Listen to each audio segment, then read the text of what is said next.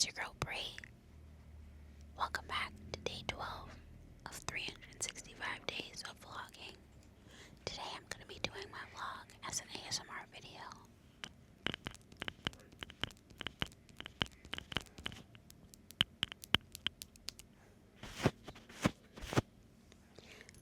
Just kidding.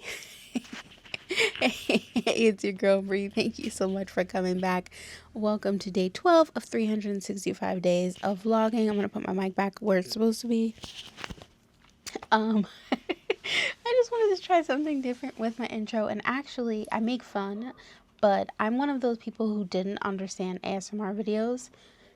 People were talking about, like, I think the way it was described to me was that it's like, that people were listening to or doing weird things with ASMR videos. And I know there are some people who have interesting ASMR videos who do interesting things. But I recently, within the last couple months, actually a couple months ago, discovered that I actually do like ASMR. I like all the tingles. I like all the nail clicking and the like scratching and the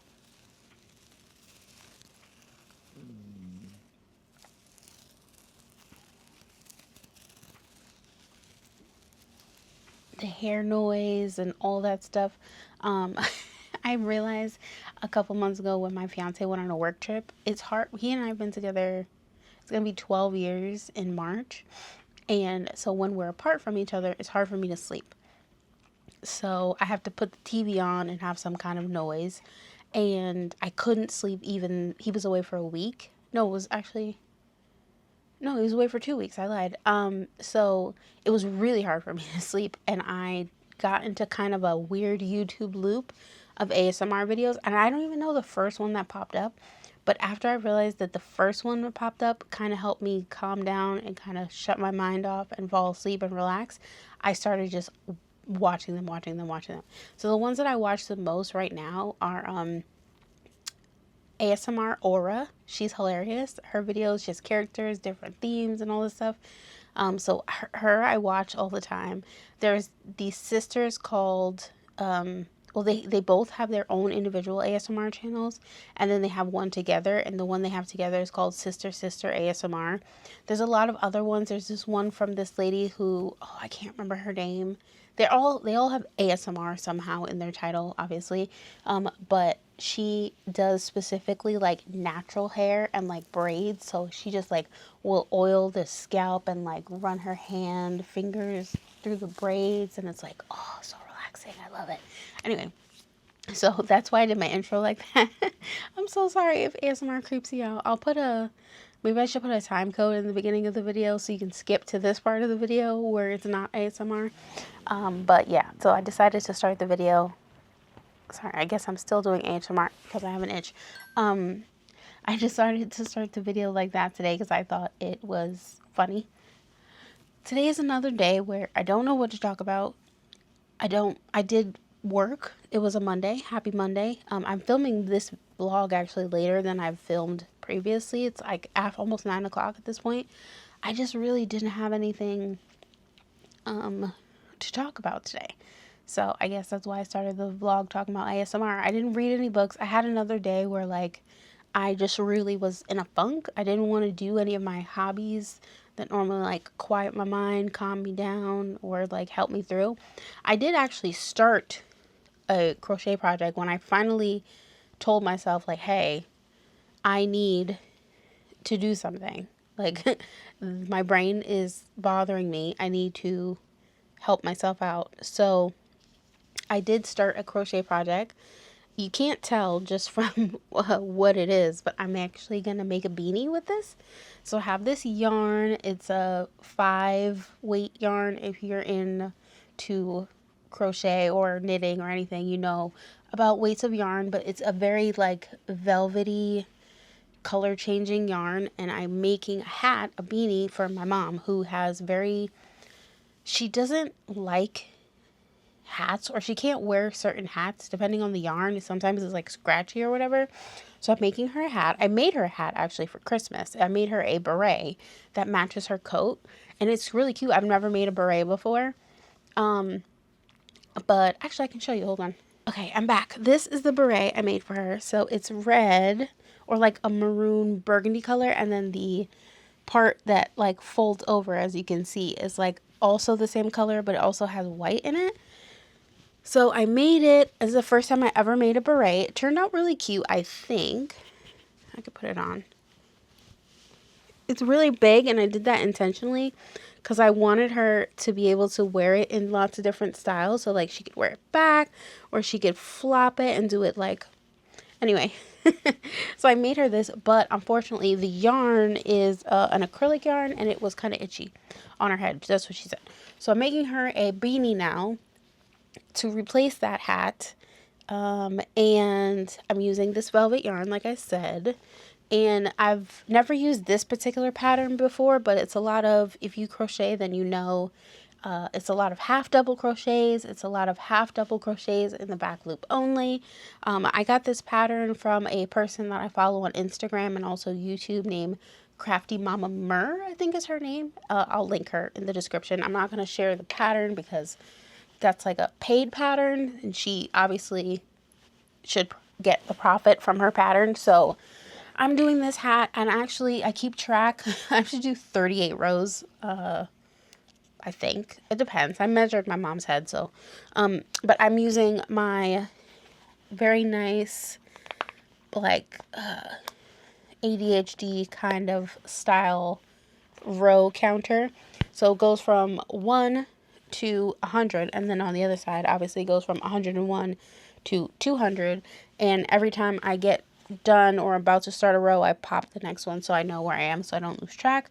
If you do any kind of thing where you have to keep track of how many rows or whatever you're doing, you know that that's kind of like a lifesaver. I used to have a row counter where like it's like a micro watch almost, where I just like press the button every time, but then sometimes I would accidentally press the button and then I would lose track. Anyway, so now I have that, and that's much easier for me, unless I forget to pop the little bubble when I start the row, then I lose count again.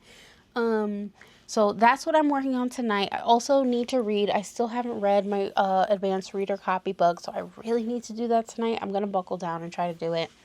I just go from being in like super good reading modes where I can read like 2-3 books a day depending on the length of the books, and then I go into slumps where I don't want to touch a book, even though I just went to the library and got all those books. I'm looking at them like, I don't know if I'm not in the mood to read. I don't know why. My brain is just not in a reading mode. The other thing, before I started the hat, I was gonna, like I showed you, start this, which is the Book Nook wooden Book Nook kit. I opened this thing and immediately closed it back because I opened it and I was like, what the hell? It's so many pieces in here. So first of all, it came with this little hammer that I just love. I don't even, like, I just like it. It's like metal, and I just like it. I don't know why. I'm obsessed with this hammer. And then I forgot that this Book Nook comes with electrical components. Like, it has lighting. So I'm like, oh, crap. I have to rig the lighting in this thing. And then it came with this booklet, obviously, with instructions, which I appreciate. And it's not like IKEA level instructions. No offense to IKEA. I do love putting together IKEA furniture. It's like Legos for adults, but more expensive. That's how I think of IKEA with their instructions. So I opened this instruction booklet, right? And when I tell you, they got all these things. I got to put together the little books. I could do that part probably pretty easily. And then you have 4 different parts to the build. So the part 1 is the center part. If you can see, is the center part. And then I don't know where the other, I know this one is part 4, the last part that goes in the front. It's like a glass. So I'd have to start on this part 1. And look at all this. And when I tell you in that box, it's not one part of that is assembled. I would have to assemble it piece by piece, which I get. That's the whole point. That's why I bought it. But I'm like, if I can't even get my brain to want to read right now, like sit still and read, There's not a chance I'm sitting still and doing that. So, yeah, that didn't happen. I did fold my laundry, so that is an accomplishment, and I put it away too. Not just folded it, I put it away. So, there is that. I made dinner, and I actually made this recipe that I saw on Instagram for these chicken parm tacos, I guess. So, I use these low carb, oh, what's the brand called? The low carb tortillas, the like little mini ones. And then I took ground chicken, seasoned it with like Italian seasonings and garlic and breadcrumbs. And I use seasoned breadcrumbs, obviously salt, pepper, all the usual suspects.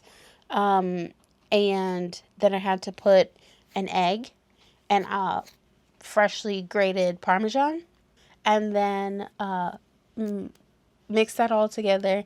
And then you take the tortilla, the little tiny one, or whatever size, I guess. You put some of the ground chicken mix on it, like flatten it out. Then you put it in a pan with olive oil, like chicken side down. Leave that for 2 minutes or 2 or 3 minutes until it's like starts to cook or is cooked or browned. And you like press it down so it stays flat so it doesn't bubble up.